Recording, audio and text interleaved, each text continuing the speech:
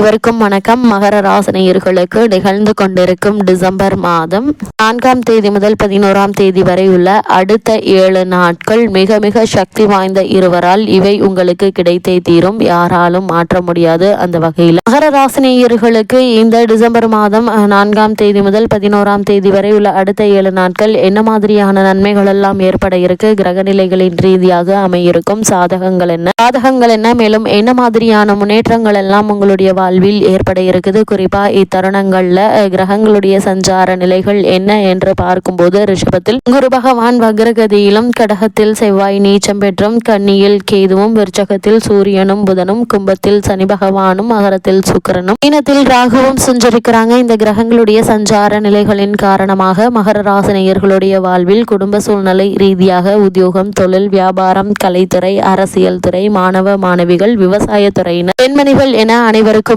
என்ன மாதிரியான நன்மைகள் எல்லாம் ஏற்பட இருக்கு என்பது குறித்தான முழுமையான பதிவு தான் இந்த வீடியோல நம்ம விரிவா பார்க்க போகிறோம். அந்த வகையில மகர ராசினியர்களுக்கு நிகழ்ந்து கொண்டிருக்கும் டிசம்பர் மாதம் 7ஆம் தேதி முதல் 11ஆம் தேதி வரை உள்ள அடுத்த 7 நாட்கள் மேலும் என்ன மாதிரியான நன்மைகள் எல்லாம் உங்களுடைய வாழ்வில் ஏற்பட இருக்கு என்று பார்க்கும்போது, இக்காலகட்டத்தை பொறுத்த வரைக்கும் மகர ராசினியர்களுக்கு ராகு பலம் பெற்று இருக்கிறாருங்க. அது மட்டும் இல்லாம சூரியன் நன்மை செய்யும் அமைப்பில் இருக்கிறாருங்க. சுக்கிரன் உங்களுடைய ராசிக்கு 12 இருந்தாலும் அவர் சுகங்களை, பொருளாதார உயர்வையும் ஏற்படுத்துவார் என்பதை கிரகநிலைகள் தெல்ல தெளிவாக எடுத்து காட்டுதுங்க. அதனால் மகர ராசினியர்கள் இந்த வாரத்தில் நினைத்த காரியங்கள் அனைத்துமே வெற்றி பெற இருக்குது. செய்யும் செயல் உங்களுக்கு சாதகமான பலனை தரக்கூடிய ஒரு கிரக சஞ்சாரம் என்று தாங்க சொல்ல வேண்டும். அதே போல் எதிலும் ஊக்கமோடு செயல்படுவீங்க. வியாபாரம் முன்னேற்றமாக இருக்குங்க. தடைப்பட்ட காரியம் நடைபெறக்கூடிய ஒரு தருணமாக தான் இத்தருணம் அமைஞ்சிருக்குது. எதிர்பாராத அதிர்ஷ்ட வாய்ப்புகள் உண்டாகக்கூடிய ஒரு வாரம் என்று கூட சொல்லலாங்க. அலுவலகத்தில் உங்களுடைய சொல் செய்ய இரண்டும் பாராட்டப்படுங்க. கொடுத்த வாக்கை காப்பாற்றக்கூடிய ஒரு வாரமாகவும் இந்த வாரம் அமையிருக்கு என்பதை கிரகங்களுடைய சஞ்சார நிலைகள் மீண்டும் உறுத்துதுங்க. அது மட்டும் இல்லாம இக்காலகட்ட கிரக நிலைகளை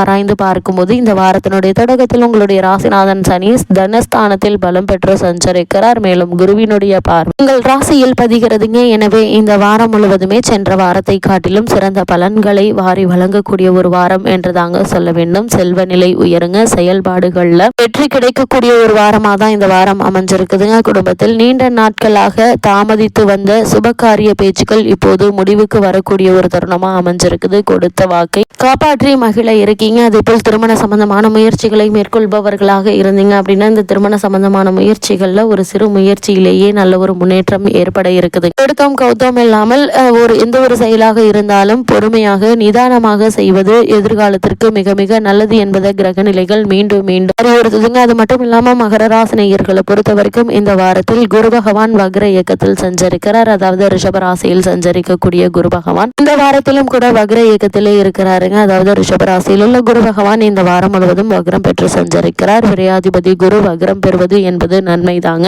அதே சமயம் சகாயஸ்தானத்திற்கும் குரு அதிபதி என்பதால் முன்னேற்றத்தில் சில சறுக்கல்கள் வரதாங்க செய்யும். முக்கிய புள்ளிகளை பகைத்து கொள்ள வேண்டாங்க. நல்ல சந்தர்ப்பங்கள் வந்தாலும் அதை உபயோகப்படுத்திக் கொள்ள இயலாது. சகோதர வர்க்கத்தினருடைய ஒத்துழைப்பு குறையலாங்க. அலுவலக செலவு செய்யும் சகோதர சகோதரிகளுக்காக செலவு செய்யும் சூழ்நிலையும் உண்டாக இருக்குது. அவை சுப செலவுகளாகவும் இருக்கலாம் அல்லது விரைய செலவுகளாகவும் இருக்கலாங்க. கூடுமானவரை விரைய செலவுகளை குறைக்க சுப செலவுகளை மேற்கொள்வது மிக மிக நல்லது. திருமண சம்பந்தமான முயற்சிகளை மேற்கொள்பவர்களாக இருந்தீங்க அப்படின்னா சிறு முயற்சியிலேயே நல்ல ஒரு வரன் அமையுங்க. இருந்தாலும் கூட சிலரை சனி முழுமையாக முடிவடையாததால் வரனை பற்றி தீர விசாரித்து ஆராய்ந்து அதற்கு பிறகு வரனை நிச்சயிப்பது உங்களுடைய எதிர்கால வாழ்க்கைக்கு மிக மிக நல்லது என்பதை கிரக நிலைகள் மீண்டும் அறிவுறுத்துதுங்க. அதே போல் மகர ராசினியர்களை பொறுத்த வரைக்கும் சனி பகவானின் மீது இந்த வாரத்தில் செவ்வாயினுடைய பார்வை பதிகிறது. அதாவது கடகத்தில் உள்ள செவ்வாய் இந்த வாரம் முழுவதுமே கும்பத்தில் உள்ள சனி பகவானை பார்க்கிறாருங்க. செவ்வாயினுடைய பார்வை குடும்பஸ்தானத்தில் பதிவதால் குடும்ப செலவு அதிகரிக்குங்க. பணப்பற்றாக்குறை ஏற்படுங்க. கொடுக்கல் வாங்கலில் ஒரு சிலர் ஏமாற்றத்தை சந்திப்பீங்க. வீடு கட்டுவது, கட்டிய வீட்டை பழுது பார்ப்பது போன்றவற்றில் கவனம் செலுத்துவீங்க. வியாபார இடத்தை வேறு இடத்திற்கு மாற்றலாமா என்ற யோசனை அதிகரிக்குங்க. உடன்பிறப்புகள்ல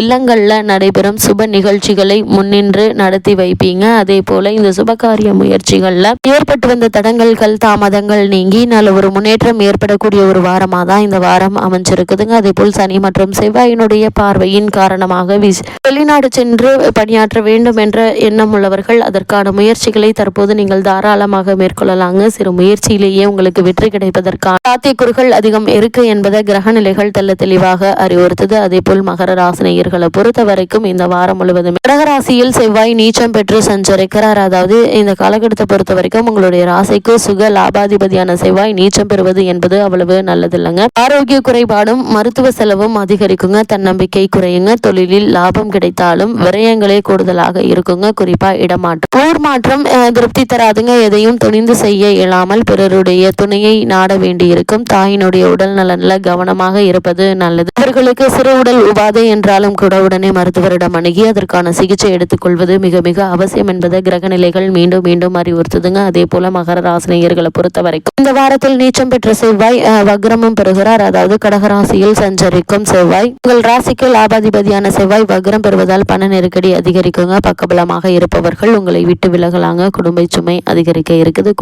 கொடுக்கல் வாங்கலில் பிரச்சனைகள் ஏற்படுங்க. குறிப்பா ஒரு சிலருக்கு வீடு மாற்றம் செய்யலாமா என்ற சிந்திப்பீங்க. பொதுவாக பொறுமை அதிகம் தேவைப்படக்கூடிய ஒரு வாரமா தான் இந்த வாரம் அமைஞ்சிருக்குதுங்க. அது மட்டும் இல்லாம இந்த வாரத்தை பொறுத்த வரைக்கும் உங்களுடைய ராசிக்கு ஜென்மத்தில் சுக்கிரன் சஞ்சரிக்க இருக்கிறார். அதாவது மகர ராசிக்கு சுக்கிரன் செல்கிறாருங்க. உங்களுடைய ராசிக்கு வரும் சுக்கிரனால் நன்மை என்று தாங்க சொல்ல வேண்டும். ஏனென்றால் பூர்வ புண்ணிய ஸ்தானம் மற்றும் தொழில் ஸ்தானத்திற்கு அதிபதியான சுக்கிரன் உங்களுடைய ராசிக்கு வரும்போது மிகுந்த நன்மைகளை வாரி வழங்க இருக்கிறார். இதனால் திட்டமிட்ட காரியங்கள் சிறப்பாக நடைபெறக்கூடிய ஒரு வாரமா தான் இந்த வாரம் அமைஞ்சிருக்குதுங்க. உங்களுடைய ராசிக்கு வரும்போது மிகுந்த நன்மைகளை வாரி வழங்குவாருங்க. திட்டமிட்ட காரியங்கள் சிறப்பாக நடைபெறுங்க. மனதில் நினைத்ததை மறுகணமே செய்து முடித்து வெற்றி காண இருக்கீங்க. பிள்ளைகளுடைய எண்ணங்களை நிறைவேற்றுவதில் கவனம் கொடுங்க. புதிய ஒப்பந்தங்கள் அடுக்கடுக்காக வந்து சேரக்கூடிய ஒரு வாரமா தான் இந்த வாரம் அமைஞ்சிருக்குதுங்க. பொருளாதாரத்தில் நிறைவு ஏற்படக்கூடிய ஒரு வாரமாகவும் இந்த வாரம் இருக்கு என்பதை கிரக நிலைகள் தெல்ல தெளிவாக அறிவுறுத்துதுங்க. அதே போல் மகர ராசினியர்களை பொறுத்த வரைக்கும் இந்த வாரம் பொது வாழ்வில் உள்ளவர்களுக்கு எதிர்பார்த்த மாற்றம் கிடைக்குங்க. வியாபாரம் மற்றும் தொழில் செய்பவர்களுக்கு புதிய ஒப்பந்தங்கள் ஒன்றன் பின் ஒன்றாக வந்து சேர இருக்குது. உத்தியோகத்தில் பணி நீக்கம் செய்யப்பட்டவர்கள் சிலருக்கு மீண்டும்